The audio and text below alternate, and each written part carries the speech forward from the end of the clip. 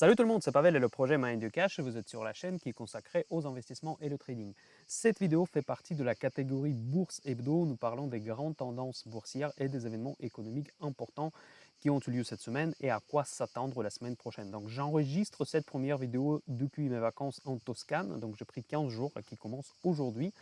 Vous pouvez suivre d'ailleurs mon voyage sur mon compte Instagram. Si vous n'êtes pas inscrit, je vous invite d'y aller. Et dites-moi d'ailleurs dans les commentaires ou dans les messages Instagram si ça vous plaît, parce que moi j'ai décidé de commencer à développer ma chaîne Instagram pour parler des sujets qui ne concernent pas nécessairement uniquement la finance, le trading, mais aussi la vie, le lifestyle, comment marier la vie d'un investisseur ou d'un trader dans la vie quotidienne normale. Donc après, si ce format vous intéresse, je vous invite à aller voir mon compte Instagram dont le lien vous allez trouver sur la page de ma chaîne ou bien dans la description de cette vidéo. Sinon, vous pouvez taper Mind You Cash dans votre Instagram. Vous devez normalement le trouver assez facilement. Ça c'est juste pour la petite publicité de ma chaîne Instagram. Et pour ma chaîne YouTube, je vous invite, si vous n'êtes pas encore inscrit, n'oubliez pas de cliquer la petite cloche pour être averti quand je publie de nouvelles vidéos.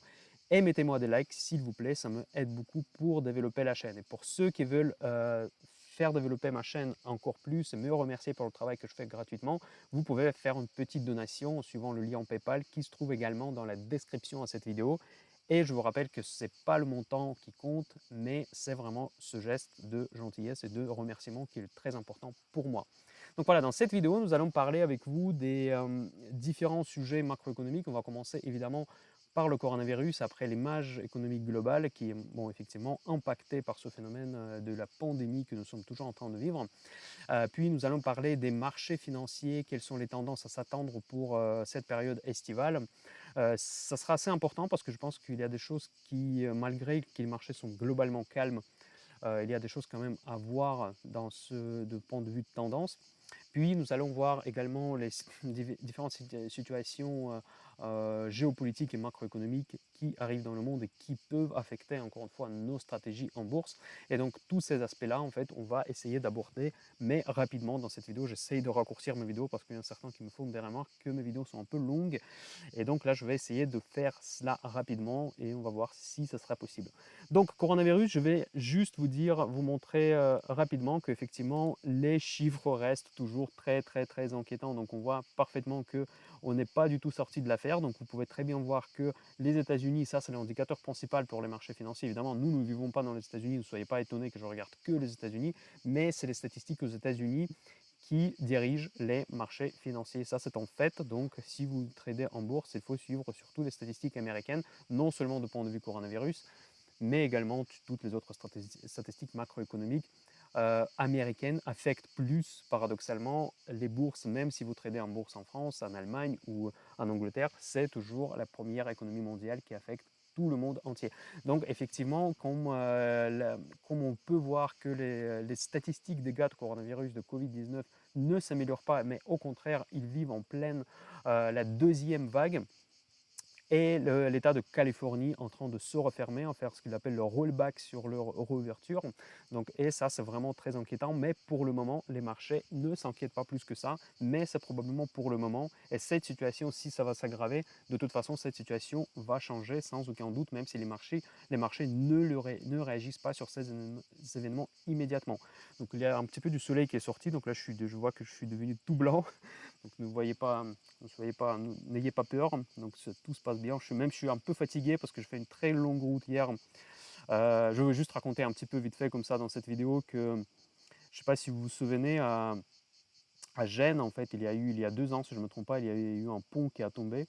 Moi, je croyais qu'ils ont déjà réparé le pont, mais finalement, ils n'ont pas réparé. Donc, du coup, je suis passé par cette autoroute hier et du coup, j'ai dû sortir dans le centre-ville. Du coup, j'ai mis énormément de temps parce que je me suis perdu. J'étais super fatigué hier soir, donc c'est un petit peu la fatigue qui reste. C'est pour ça que je peux avoir un air un petit peu fatigué, mais j'essaie quand même de faire des vidéos pour que vous puissiez commencer votre semaine de trading. Donc, ça mérite un petit like si ce n'est pas encore fait. Donc, voilà, donc là, je vous remercie d'avance. Donc voilà, c'est ce qui concerne le Covid. Donc encore une fois, on est, juste pour résumer, je ne veux pas trop m'arrêter là-dessus, c'est qu'on est en plein dans la deuxième vague. Donc il y a certaines économies, y compris la principale économie, sont à nouveau en train de se refermer. Mais pour le moment, encore une fois, les marchés financiers n'ont pas peur. Et ça me paraît très louche, très bizarre.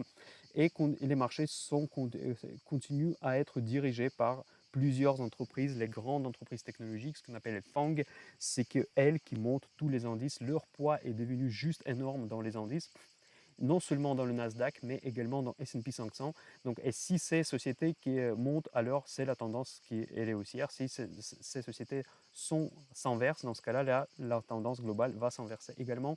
Et c'est ça qui se passe en ce moment. On va voir ça sur l'image technique de différentes entreprises parce que maintenant qu'on entreprise les FANG, on analyse également la situation macroéconomique. Et c'est effectivement un paradoxe de l'époque où nous vivons. Donc maintenant, nous regardons l'image économique globale. En fait, ça, c'est mon fameux tableau où je suis sorti des principaux indices économiques qui me paraissent les plus importants, les plus importantes pour analyser l'image globale de l'économie. En fait, on voit que, bon, on voit que les indices américains n'ont pas trop bougé, donc S&P 500 a pris 1%, et par contre c'est très rare qu'on voit que la Nasdaq elle a baissé en contre-tendance à presque moins 2%, et donc ça c'est quelque chose qu'on va aborder dans cette vidéo de manière plus détaillée parce que vraiment les fameux FANG sont en train de s'inverser. Ça c'est le cas un petit peu pour toutes les entreprises qui représentent les plus grosses valorisations, les plus gros poids dans les indices américains. Donc, mais pour le moment, il n'y a rien d'inquiétant parce que même s'il y a effectivement cette différence des tendances entre Nasdaq et S&P 500, ce n'est pas surprenant. Mais par contre, il y a clairement dans ce tableau de bord de la macroéconomie, on voit le mauvais élève. Le mauvais élève, c'est Shanghai Composite parce qu'il y a des événements importants qui ont eu lieu cette semaine. Ça, évidemment, je voulais vous parler de tensions qui prennent un nouveau virage dans la guerre commerciale entre les États-Unis et la Chine, plus exactement entre Donald Trump et Xi Jinping. Donc c'est que Donald Trump maintenant il a refusé toutes les aides, tout le statut particulier de Hong Kong, et maintenant le Hong Kong sera traité comme la Chine continentale. En gros, ça c'est vraiment une très mauvaise nouvelle, typiquement pour le secteur bancaire qui est exposé à Hong Kong et plus globalement sur tous les marchés émergents. Tous les marchés émergents vont être ébranlés par cette guerre commerciale, et si Donald Trump gagne une élection présidentielle à la fin de cette année, donc forcément cette guerre commerciale devra continuer, donc il faudra être très très vigilant sur les marchés émergents. Et même si vous investissez dans des entreprises comme Baidu, comme Alibaba, qui sont très saines, qui sont très, on va dire, sont très internationales, il faut quand même faire beaucoup attention parce qu'ils peuvent être dans le collimateur de cette guerre commerciale. Donc si vous investissez dans les parties émergentes, si vous avez une part de votre portefeuille qui est exposé au marché émergent, donc il faut vraiment être vigilant. Moi, personnellement, vous connaissez mon portefeuille parce que moi, je le publie dans une autre catégorie qui s'appelle portefeuille passif. Vous savez que moi, je n'ai pas de valeur émergente aujourd'hui. Ce n'est pas uniquement à cause de ça, mais à cause de ça également aussi. Donc il faut quand même faire un petit peu attention parce que je sais qu'il ne faut pas nécessairement tout vendre immédiatement, mais quand même garder un œil, peut-être baisser un petit peu la pondération si elle est importante dans votre portefeuille des pays émergents. Donc voilà, donc ça c'est que on voit que vraiment l'indice chinois est en contre-tendance, et ça évidemment ça c'est à cause de ces tensions géopolitiques presque qui sont, bon, c'est économie et la politique qui sont forcément liées. Donc, c'est la raison pourquoi la Chine sous-performe largement les marchés financiers. À part ça, en fait, on ne voit pas spécialement beaucoup des alertes. En tout cas, moi, je regarde, comme d'habitude, je vous dis, je regarde toujours le marché de dette. Le marché de dette ne montre aucun signe pour l'instant de faiblesse. Donc là, on a 0,62%, c'est à peu près proche à la moyenne pour le 10 ans américain. Donc il n'y a pas vraiment de tension, il n'y a pas de fuite des capitaux dans les actifs méga risqués. L'or, en fait, mais pour moi, l'or, c'est un actif spéculatif. Mais certains pensent que ça se représente des risques de l'inflation. C'est là les gens se couvrent, se cachent contre la planche à billets, contre les risques de l'inflation à venir. Moi, je suis très, on va dire, très sceptique par rapport à cette point de vue, mais dans tous les cas, si c'est votre point de vue, donc évidemment, l'or, les projets, c'est record, mais en tout cas, pour moi, encore une fois, c'est plus un aspect spéculatif qu'autre chose. S'il y aura une chute, c'est pas l'or qui va vous protéger pendant la chute des marchés financiers. Probablement, si l'inflation se déclenche et si les autorités financières, les autorités monétaires perdent le contrôle sur l'inflation, dans ce cas-là, peut-être ça donnera des avantages à l'or, mais aujourd'hui, ce n'est pas le cas. Il n'y a aucun signe qu'il y ait une inflation. Même le contraire, on voit qu'il n'y a pas d'inflation, mais l'or monte quand même parce qu'il y a énormément de pays qui sont un petit peu marginalisés par les Occidentaux, typiquement Chine, Russie, Iran, Kazakhstan, qui achètent de l'or, mais aussi il y a beaucoup de fonds. Mais les fonds, c'est très volatile, donc les fonds spéculatifs peuvent rentrer dans leur position, sortir de leur position immédiatement. Donc vraiment, spéculer sur l'or, je pense qu'il faut vraiment être très, très, très technique, on va dire, et suivre votre position au quotidien. Pour moi, ce n'est pas un investissement à long terme, je le regarde plus comme un indicateur je ne sais même pas comment formuler ça, des stress irrationnels, on va dire, sur les marchés financiers. Donc, par exemple, quand les gens ont peur, ne savent pas trop de quoi ils peur, des planchers billets, de l'inflation qu'ils n'ont jamais vu depuis des années et des années, ils se ruinent vers l'or. Donc, ça, c'est pour moi, c'est un indicateur vraiment d'une peur globale euh, sur les marchés financiers, sur l'état de système financier en général. Voilà, donc sur la dette, il n'y a pas spécialement de nouvelles. Donc je pense que de toute façon, les marchés vont rester assez calmes pendant cette... bon, c'est calme. On verra selon si on passe certains niveaux ou pas. Mais dans tous les cas, pour l'instant, il n'y a pas de signe de retournement des marchés.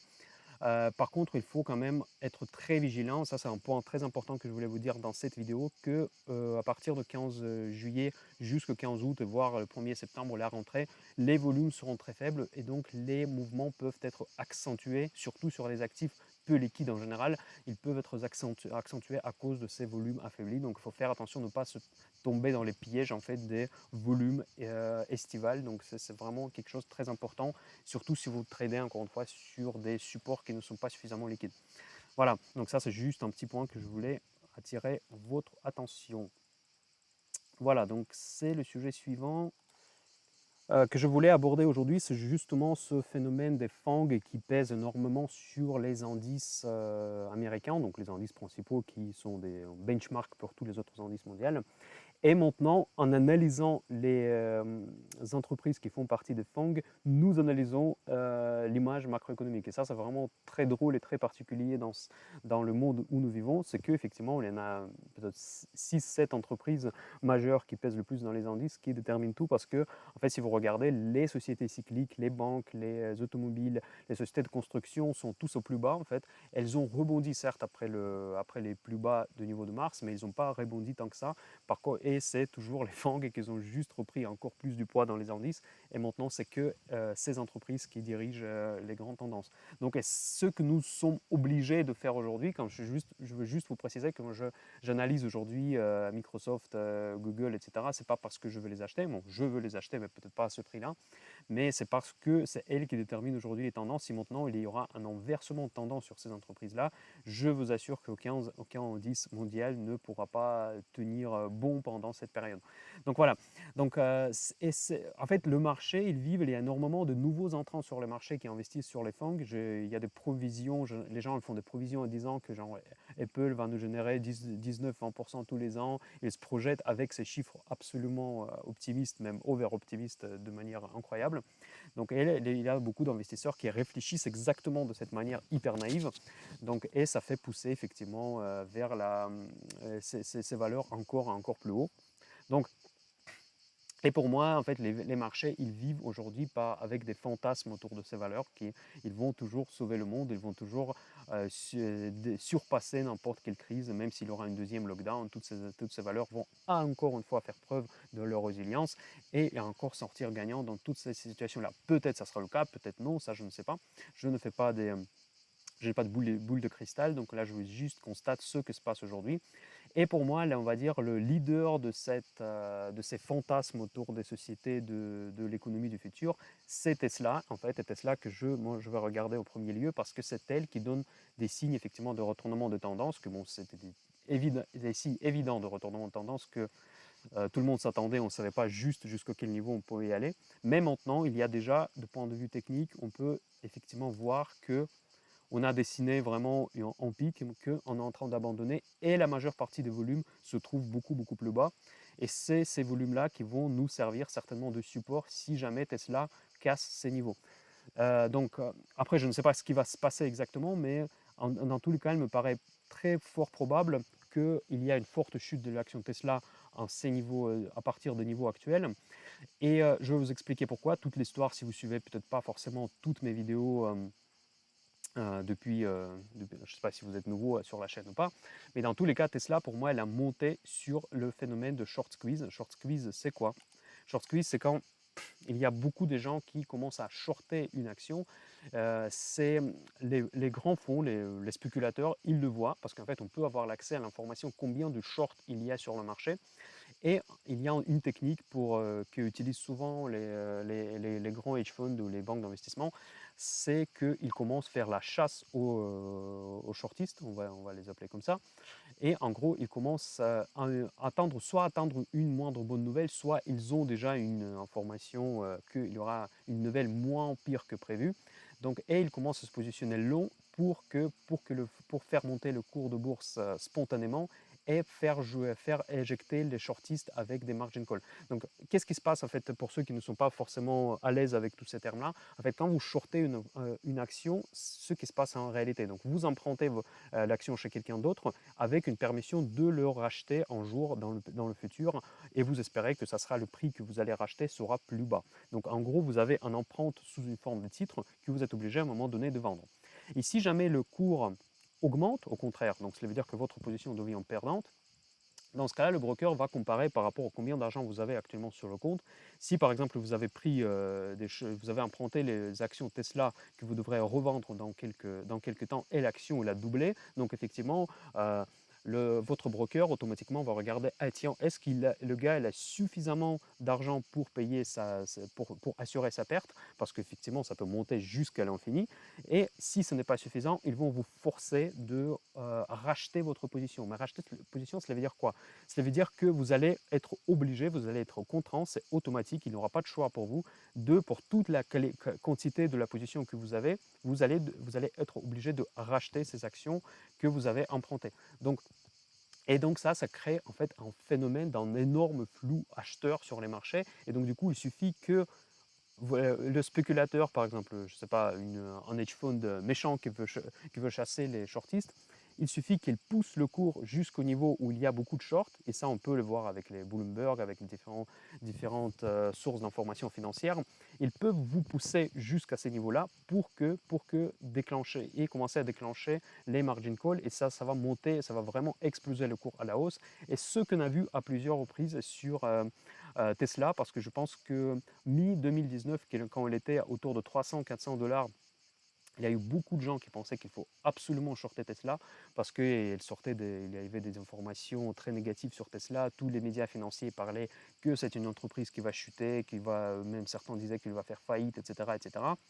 Et à ce moment-là, effectivement, les fonds commençaient à jouer le short squeeze parce qu'il y a eu énormément de particuliers, des gens qui sont moins avertis, ils ont commencé à écouter ces médias financiers, ils commencé à shorter cette action Tesla et ils ont fait en sorte que l'action monte. Et en plus, il y a eu une bonne surprise, il n'y avait rien de surprenant, mais une moindre bonne nouvelle a fait littéralement exploser les cours. Et vu que les spéculateurs était déjà là à la hausse, et donc du coup ça fait éjecter les gens qui avaient des shorts, ça fait triggerer les margin calls, et du coup ça montait l'action jusqu'à 800, et c'est pour ça que vous voyez ici, il a un énorme volume qui est apparu autour de 800 $ à l'action, et ça c'est le volume qui est apparu justement à cause de short squeeze, parce qu'en fait évidemment à ce niveau-là, à partir de 400, ça faisait une perte de 100%, il y en a beaucoup de gens qui ont été éjectés à ces niveaux-là. Donc c'est ça que juste vous expliquer le phénomène de short squeeze. Et ensuite, ça a créé une autre vague de hausse. Après, il y avait une chute de très court terme quand il y a eu des fonds qui ont fixé leurs profits à ces niveaux-là. Mais après, encore, il y a eu des shorts. Et à chaque niveau, les gens pensaient que Tesla est trop cher. Les gens pensaient de la même chose autour de 1000 $ l'action. Et ça a fait encore éjecter l'action jusqu'à 1500, voire même 1700, 1800 presque n'a frôlé.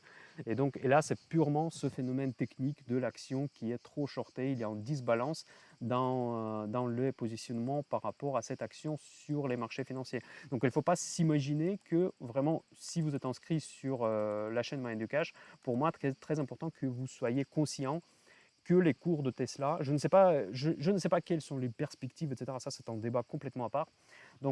Mais le cours actuel de Tesla, c'est purement un phénomène technique et purement un phénomène boursier. Donc, comment valoriser Tesla? C'est très compliqué parce qu'il faut valoriser pas mal de choses, la vie des gens, les perspectives que Elon Musk va changer le monde encore une fois. Donc, pourquoi pas, peut-être ça va arriver, peut-être pas. Mais dans tous les cas, ce n'est pas une garantie. Donc, mais Tesla aujourd'hui, elle représente vraiment ce phénomène, ce fantasme autour des éternelles actions de FANG. Voilà, donc il faut faire quand même beaucoup attention à tout cela parce que de point de vue image technique, moi, j'imagine très facilement en mouvement suivant qu'on va au moins atteindre très rapidement les niveaux de 1000. C'est là où il y a eu, c'était le plus haut historique de il n'y a pas encore longtemps. Et donc là, probablement, à partir de ce niveau, on aura un autre rebond. Après, il faudra voir comment la situation va évoluer. Peut-être ces niveaux-là, si on va casser les 1500, et c'est très fort probable, dans ce cas-là, effectivement, la chute peut être très brutale. Donc voilà, c'est fini pour Tesla. Je vais vite faire un tour des autres entreprises qui sont un petit peu dans les mêmes situations. L'entreprise, là, en revanche, ça c'est une entreprise que je voudrais beaucoup avoir dans mon portefeuille. Donc ça, c'est Microsoft. Et donc pour Microsoft, effectivement, c'est bon, évidemment différent parce que du coup, les réalités économiques de Microsoft et Tesla ne sont pas du tout les mêmes. Donc Microsoft, effectivement, elle est sortie de son range. Donc, et maintenant, elle évolue en dessous de son range. Et si elle casse le support de $200 l'action, on peut effectivement se retrouver à des niveaux où je suis intéressé déjà à 180. Bon, moi, je rêvais toujours de l'acheter à 130, mais ça fait loin. J'ai peur qu'il faut attendre vraiment une grosse crise pour acheter Microsoft. Mais dans tous les cas, sur cette énorme valorisation boursière, il y a quand même aussi une déception et l'image technique qui est plutôt baissière. Juste pour préciser que Tesla, ce n'est pas une action, évidemment, le même niveau de valorisation que Microsoft, mais Tesla, de point de vue psychologie de marché, représente vraiment beaucoup. Donc si Tesla commence à baisser, beaucoup des investisseurs on va dire, débutants ou amateurs, ils peuvent se dire que finalement ces actions des futures économies de futur ne sont pas si solides que ça. Elles peuvent avoir peur dans d'autres actions qui sont beaucoup plus robustes. Donc, vous voyez, donc là aujourd'hui, la psychologie de marché, on va dire, le niveau intellectuel de marché ne va pas si loin. Donc là, on est vraiment sur l'émotionnel, on est vraiment sur des cas à la mode, sur le hype, comme on dit. Donc, et ça, Tesla représente au mieux ce phénomène. Donc, la deuxième société qui représente aussi très bien ce hype, pour moi, c'est Netflix. Donc là, je vais vous parler rapidement du Netflix. Tech. Donc ça, c'est Amazon. Attendez, juste, je n'ai pas encore ouvert Netflix. Voici donc le graphique de Netflix, en fait, ce que vous pouvez voir. Effectivement, l'image elle est très similaire à celui de Tesla. Mais par contre, ici, il y a une raison bien claire, c'est qu'ils ont déjà fait part de leurs résultats qui étaient plutôt, bon, pas décevants, mais moins bons qu'attendus. Donc, et surtout leur pronostic qu'il y aura moins de souscriptions dans le trimestre à venir. Tandis que Tesla, il fait sa trimestrielle la semaine prochaine, le 22, si je ne me trompe pas. Donc ça sera vraiment une journée clé pour l'action Tesla. S'ils déçoivent, dans ce cas-là, je pense qu'on va voir 1000 $ pour Tesla très rapidement. Et pour Netflix, c'est déjà le cas, elle a déjà déçu le marché. Et c'est encore une fois, c'est une action qui est très surévaluée. Donc du coup, elle peut effectivement continuer sa chute vers des niveaux 400. Mais même moi, je pense que les niveaux 400, c'est déjà de toute façon très très élevé parce que de toute façon, cette action, moi, je considérais toujours, je me suis trompé, je sais, si vous suivez ma chaîne depuis longtemps, vous savez que moi j'étais short avec une option sur Netflix qui n'a pas malheureusement marché. Mais moi je trouve que à long terme, je ne vois aucun potentiel pour cette action parce que les concurrents sont trop forts et le service n'est pas... En fait, le business de Netflix, pour moi, il n'a pas assez de marge, n'est pas assez rentable. Et donc, vu que je ne vois pas une évolution pertinente, une évolution qui peut me convaincre pour cette action de Tesla, moi je n'investirai jamais dans cette entreprise, en tout cas même s'il dévisse à 50%, ça ne va pas spécialement m'intéresser non plus. Voilà, donc, mais dans tous les cas, encore une fois, de point de vue de tendance globale, en fait, on voit que là, le retournement déjà sur Tesla, il y a un retournement sur Netflix. Ça, c'est les actions bling bling, les actions hype que tout le monde regarde. Microsoft, doucement, mais ça, c'est pas du tout la même catégorie. Ça, c'est une entreprise très rentable et très forte. Donc, elle commence à sortir de son canal haussier depuis la chute de coronavirus, depuis mars. Et donc ça me fait quand même penser que les grosses entreprises sont en train de retourner. Et si on pense encore à des volumes qui vont être très réduits dans les semaines à venir, il faut quand même faire attention. Et pour ceux qui spéculent à la baisse des marchés, peut-être c'est le moment pour vous, ce sera peut-être votre bénéfice dans les semaines prochaines. Donc, parce que moi, je pense que vraiment, je me positionnerai plutôt à la baisse en ce moment qu'à la hausse. Voilà, donc là, Microsoft, on a vu. On va avoir aussi Amazon, parce qu'Amazon, vous allez voir tout de suite, mais ça, c'est une très grosse valorisation, très très grosse. Et, euh, et ici, on voit exactement le même image. Vous voyez comment c'est corrélé en fait, parce que ça, c'est vraiment, j'ai l'impression que l'humeur de marché se change. Et effectivement, Amazon peut baisser jusqu'au 2400. Donc déjà, on était déjà à 1304. Donc déjà à 3400 $ presque. Donc là, on a un risque de baisser jusqu'à 2400. Et ça, c'est vraiment, ça vous fait une chute vraiment énorme. Et compte tenu de tout cela, il suffit qu'une ou deux entreprises de cette catégorie des FANG déçoivent. C'est possible. On peut vraiment voir des chutes dans les plus grosses valorisations et qui va se traduire évidemment dans la chute des indices. Donc faites quand même beaucoup attention. C'est qu'aujourd'hui, peut-être en tout cas se positionner à la hausse si c'était prévu, peut-être ça peut attendre un petit peu de temps. Il ne faut pas être pressé. Peut-être une seule exception que je vois, c'est Apple, parce qu'Apple continue sa hausse. Je ne comprends pas trop bien pourquoi d'ailleurs. Mais dans tous les cas, c'est... Voilà, pour Google, on voit aussi, vous voyez, parce que ça, c'est l'action d'ailleurs que j'ai dans mon portefeuille, mais ici, il y a beaucoup de volume, il y a beaucoup de support. Je ne pense pas que Google va chuter fortement. En tout cas, moi, je ne vois pas des raisons spécialement, parce qu'en fait, il n'a pas spécialement profité de la crise pendant le lockdown, comme c'était le cas pour Amazon, typiquement pour Netflix. Mais en tout cas, leur business model est tellement stable, on attend leur trimestriel. Si leurs trimestriels sont décevants, dans ce cas-là, effectivement, ça va donner encore une impulsion baissière très forte. Mais moi, je ne vois pas de raison pourquoi elle doit décevoir Google. C'était pas brillant le trimestre dernier, mais je pense que je vois pas de raison pourquoi cette fois, elles doivent décevoir tellement que les marchés baissent. Bon, voilà, ça restera à voir. Voilà, donc juste à la fin de cette vidéo, le résumé que faites attention quand même, la géopolitique entre les États-Unis et la Chine, donc coronavirus, les fermetures des grandes économies, ça c'est super important. Faites beaucoup attention à cela. Et en fait, les FANG qui sont en train de se renverser, ça peut vraiment faire chuter les marchés. Je vous souhaite tout le meilleur, à très bientôt, Mind de Cash. Et n'oubliez pas le like avant de partir. Allez, à bientôt.